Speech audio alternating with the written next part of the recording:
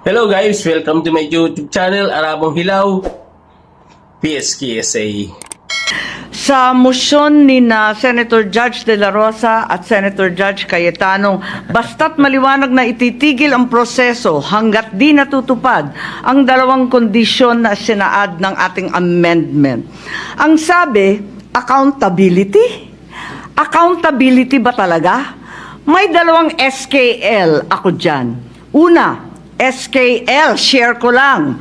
Share ko lang na si VP Inday Sara ay sinampahan ng kaso sa Komisyon ng Audit, ang COA, sinampahan ng kaso sa Supreme Court, sinampahan ng kaso sa iba't iba pang korte, sinampahan ng kaso ng Department of Justice, pati na rin ng PNP, at sinampahan ng kaso ng disbarment.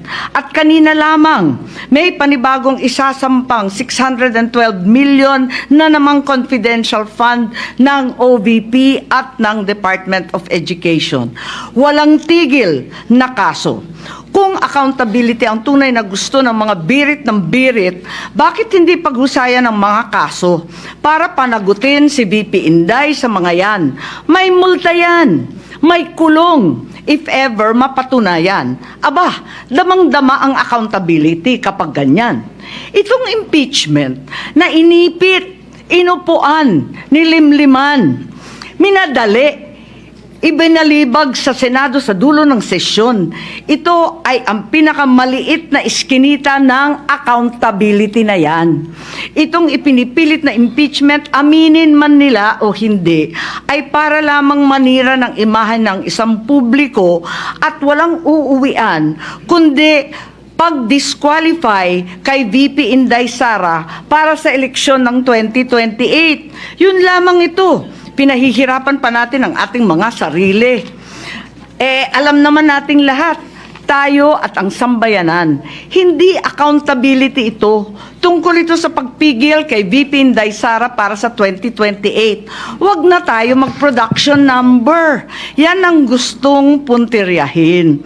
Kaya ang pangalawa kong SKL, ikalawa SKL, saan ka lulugar? Kapag umuo ka sa pagpatuloy ng impeachment, magpadala ka sa mga ambisyoso ng 2028. Kapag pinadismiss o pinaremand mo naman, sasabihan kang pinoprotektahan mo si Inday. SKL, saan ka lulugar? Ako sa tama. Magpakatotoo tayo, mga kapatid na hukom at senador. Malayo pa ang 2028. Maraming gutom at naghihintay ng serbisyo mula sa Senado. Hindi tanga ang Pilipino. Alam natin ang motibo at tunay na pakay ng mga lulong sa ambisyon at kapangyarihan. Maraming salamat po. Okay guys, yun lang ang video natin for today. At don't forget to follow, like, share, subscribe to my YouTube channel. At marami pong salamat sa inyong lahat. God bless everyone. I love you all. Bye-bye.